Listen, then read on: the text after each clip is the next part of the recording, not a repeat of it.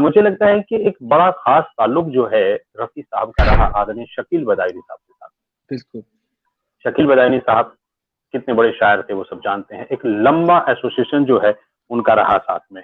याद ना जाए बीते दिनों की मन तड़पत हरि दर्शन को आज, और कितने सारे उन्होंने जो गीत हैं वो चाहे मुगले आजम हो या अच्छे-अच्छे गीत उन्होंने साथ में लिखे। तो आज तो शकील साहब भी नहीं है और रफ़ी साहब भी नहीं है, लेकिन जावेद साहब जो हैं, जावेद शकील बदायूनी यानी कि बदायूनी साहब के बेटे, उन्होंने अपनी शुभकामनाएं जो हैं वो भेजी हैं और मैं चाहूंगा कि वो हम यहाँ पे रखें। मिलेगा सबसे पहले जावेद बदायूनी साहब, जावेद शकील बदायूनी साहब। सितंबर को रफ़ी साहब की 97th बर्थ एनिवर्सरी है। रफ़ी साहब तो हमेशा जिंदा रहेंगे जब तक ये दुनिया कायम है, जब तक चांद सितारे सूरज रहेगा तब तक रफ़ी साहब का नाम रहेगा। रफ़ी साहब की फैमिली, नौशाद साहब की फैमिली और शकील साहब की फैमिली, हम तीनों फैमिली एक परिवार की तरह थे। साथ दावतें हुआ करती थी एक दूसरे के घर पे। कभी रफ़ी साहब आ जाया करते थे यहाँ घर पे, नौशाद साहब भी ज्वाइन किया करते थे। और नौशाद साहब की दावतें हुआ करती थी तो रफ़ी साहब और शकील साहब और कभी कभी दिलीप साहब भी आ जाया करते थे। तो बहुत ही अच्छा माहौल था, एक अच्छा गेट टुगेदर हुआ करता था। रफ़ी साहब और शकील साहब मेरे वालिद और रफ़ी साहब दोनों का साथ 22 साल रहा और उनका साथ शुरू हुआ सुहानी रात ढल चुकी न जाने तुम कब आओगे फिल्म दुलारी के गाने से, और तस्वीर बनाता हूँ खून जिगर से। इन गानों से उनका साथ शुरू हुआ शकील साहब का और रफ़ी साहब का। और शकील साहब का हर गीत को रफ़ी साहब 4 चांद लगाया करते थे। फिल्म 14वीं का चांद का टाइटल सॉन्ग है, 14वीं का चांद हो या आफ्ताब हो। उस गीत में तो रफ़ी साहब को और शकील साहब को फिल्मफेयर अवार्ड मिला था और दोनों का पहला फिल्मफेयर अवार्ड था वो।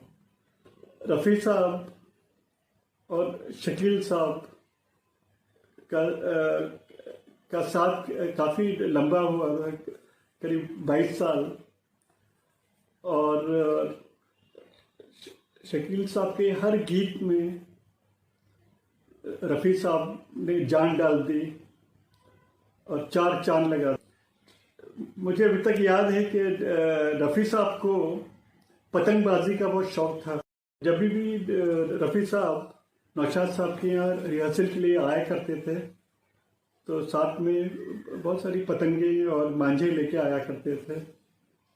और रिहर्सल के बाद नौशाद साहब उनको टेरेस पे ले जाया करते थे और शकील साहब को, और वहाँ पतंगबाजी हुआ करती थी। और मुझे याद है 1-2 बार मैं भी गया था उनके साथ टेरेस पे। और मेरी खुशनसीबी ये है कि मुझे रफ़ी साहब की चरखी पकड़ने का मौका मिला एक बार। तो मैं अपने आप को बहुत लकी समझता हूँ कि मैं उनसे मिल चुका हूँ कई बार। मैं स्पेशली फुज़ैल रफ़ी, शाहिद भाई के बेटे फुज़ैल शाहिद रफ़ी जो रफ़ी साहब के ग्रैंडसन हैं, उन्होंने MI इंस्टीट्यूट खोला है। और मेरी ये दुआएं हैं और ब्लेसिंग्स हैं फुज़ैल के लिए कि उनका जो नया जो स्टार्ट किया है MI इंस्टीट्यूट बहुत तरक्की करे। और ये मेरी दुआएं और ब्लेसिंग्स हमेशा उनके लिए हैं। So sweet. Thank you so much, uncle. Thank you so much. अरे बाप रे बाप, ये अंकल, ये जो हम आपसे सिर्फ 2 बातें कहना चाहेंगे इस जी बिल्कुल। रवि भाई, अंकल ने जो भी कहा ना वो चरखी पकड़ने वाला, वो हमेशा बताते हैं हमारे को। हाँ। वो एंड वो इतने प्राउड है इस बारे में और वो इतने प्यार से बोलते हैं हमेशा। अरे हमें तो मौका मिला था वो रफ़ी साहब की चरखी पकड़ने का, इनको पतंगबाजी का वो हमेशा बताते हैं, इतने प्यार से बताते हैं, वो एकदम दिल भर जाता है। पता है जब भी वो the way he says it, the way जैसे वो बात करते हैं, जैसे वो बोलते हैं ना, बहुत अच्छा लगता है। और एक और बात, अभी जैसे अंकल ने कहा कि रफी साहब और नौशाद साहब और बदायूनी साहब वो सब मिलते थे, मतलब डिनर्स और लंच के प्लान कर रहे थे। हम लोगों ने भी किया है लेट तक। हम लोगों में भी, मीन हाल ही में ही अभी टाइम हो गया थोड़ा, एक्चुअली 3-4 साल हो गए हम जब इंडिया में थे, तब इससे भी पहले तो हम लोग राजू नौशाद साहब, उनके घर हम्म, पे हम लोग मिलते थे। तो अंदलीप अंकल जो मजरू सुल्तानपुरी के बेटे हैं, बेटे हैं उनके बिल्कुल। सरदार साहब के बेटे हैं, तो अंदलीप अंकल, फिर राजू अंकल, फिर जावेद अंकल, हम लोग सब लोग मिलते थे, डैड ऑब्वियसली। हम लोग सब लोग राजू नौशाद साहब के यहाँ मिलते थे, एंड हम लोग लंच और डिनर डिनर के हम लोग के बहुत बड़े बड़े प्लान होते थे। घर पे बड़े बड़े बड़े एकदम अच्छे देग में खाने बन रहे, और हम लोग सब ग्रैंड सन्स, हम लोग सब ग्रैंड चिल्ड्रन, बेटे बेटियां सब, हम लोग सब लोग मिल रहे हैं, मस्ती मजाक खाना पीना बातचीत बहुत अब तक चलती थी हम लोग की, बहुत प्यार से। It used to be very Fazal भाई, नाइस। जो बात आपने कही ना कि मैं, क्योंकि जावेद साहब का इंटरव्यू करने का मौका मुझे मिला जब मैं शकील साहब पे जी काम कर जी रहा जी था, तो लेकिन जी ये जो उनका बताना है ये वाकई प्राउड की बात है। अगर आप बिल्कुल एक बिल्कुल। तरफ रफी साहब या नौशाद साहब, शकील बदायूनी जी, ये पूरा ग्रुप है, और आप अगर जी। वहां पानी पिलाने भी जाते हैं या आप उनका वो जो चरखी है उसको पकड़ते हैं, तो ये वाकई गोल्डन मोमेंट है। और कलाकारों में ये खास बात होती है कि वो बिल्कुल। इसकी कीमत समझते हैं।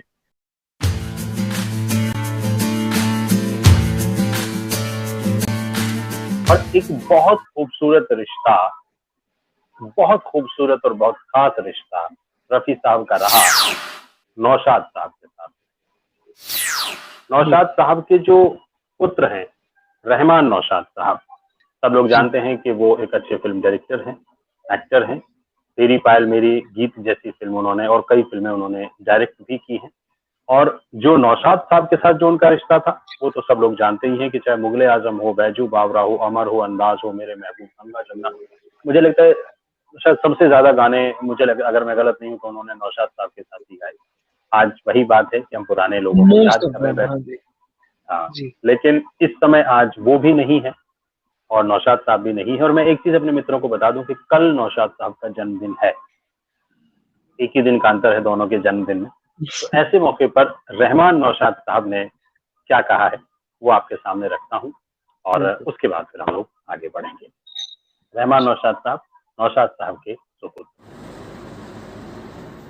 देखने वालों को रहमान नौशाद का आदाब, सलाम और नमस्ते। आज हम जनाब मोहम्मद रफ़ी साहब के बारे में कुछ अर्ज़ करना चाहते हैं, और उनकी बर्थडे भी आ रही है 24 दिसंबर, और इत्तेफाक ऐसा है कि 25 दिसंबर को नौशाद साहब की भी बर्थडे है। एनीवे, तो रफ़ी साहब के बारे में हमारा जो तजुर्बा है और उसके बारे में हम बोलेंगे बचपन से लेके आज तक के आखिर वक्त तक के, जब वो हयात थे। तो हम ये बताना चाहते हैं कि हम लोग छोटे छोटे थे और ये आशियाना में बैडमिंटन कोर्ट बाकायदा डिज़ाइन किया गया था। तो 7 to 9 सुबह रोज़ फिल्म इंडस्ट्री के लोग, मोहम्मद रफ़ी साहब, शकील बदायूनी साहब, जीवन साहब, सपरू साहब, जैन साहब, जॉनी वॉकर साहब, दिलीप कुमार साहब, नासिर हुसैन साहब, ताहिर हुसैन साहब और वगैरह वगैरह सब लोग आते थे बैडमिंटन खेलने के लिए यहाँ। और 7 to 9 चलता था सेशन। ये 13 साल तक चलता रहा। अब हम लोग छोटे छोटे थे तो हम लोग बालकनी से झाँक के देखते थे, और रफ़ी साहब बिकॉज ही वॉज पंजाब के थे तो सुर्ख जो हो जाता था उनका चेहरा, और लोग उनको दौड़ाते थे, यानी कि तो जब डगमगा जाते थे तो हम लोग हंसते थे कि अरे ये गिरने वाले हैं। तो हम लोग को डांट पड़ती थी ज़ोर से। हमारी मदर और खाला सब बोलती थी, अरे बदतमीज़, मालूम है ये कौन शख्सियत है? ये मोहम्मद रफ़ी साहब हैं, हिंदुस्तान के बहुत मायनास गायक है, गुलकार हैं। तो हम लोग को जब भी समझ में नहीं आया, हमारी बहन को, हमको और हमारी बहन को।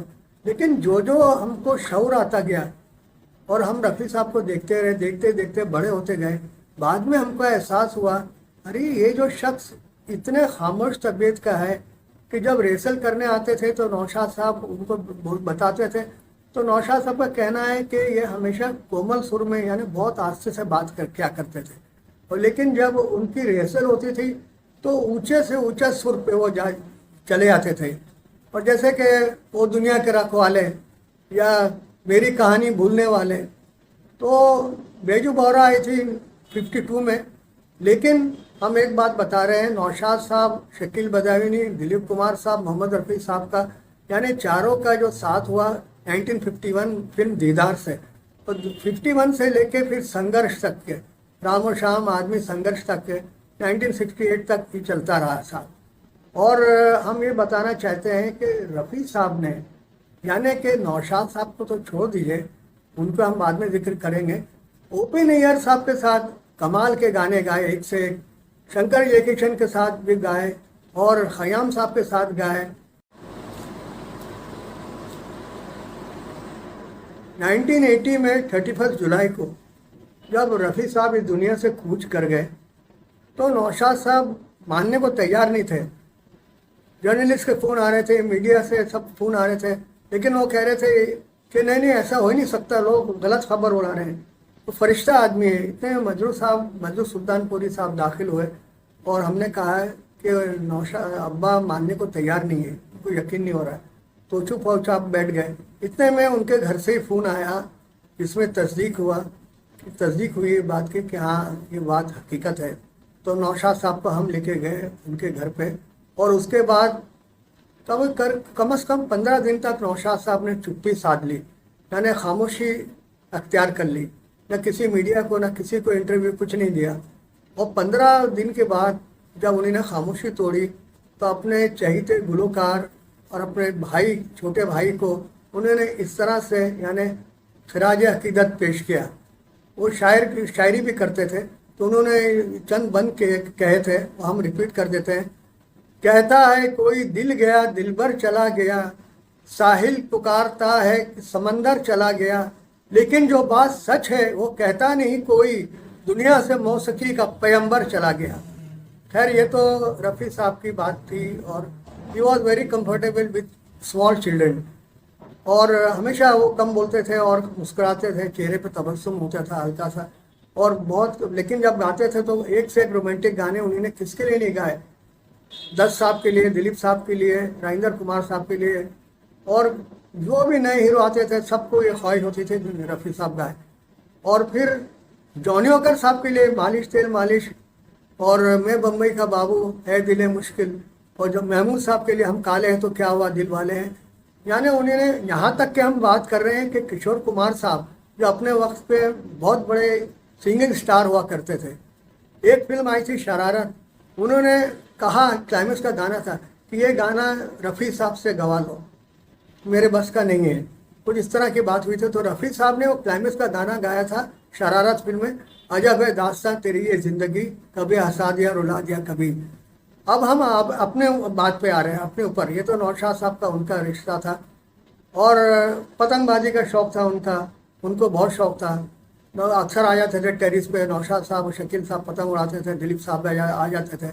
और फिर हम अपनी बात कर रहे हैं, हम उनके सामने बड़े हुए, बोर्ड में खेले उनके, और फिर जब 1973 में हमको ब्रेक मिला, पहला होता है।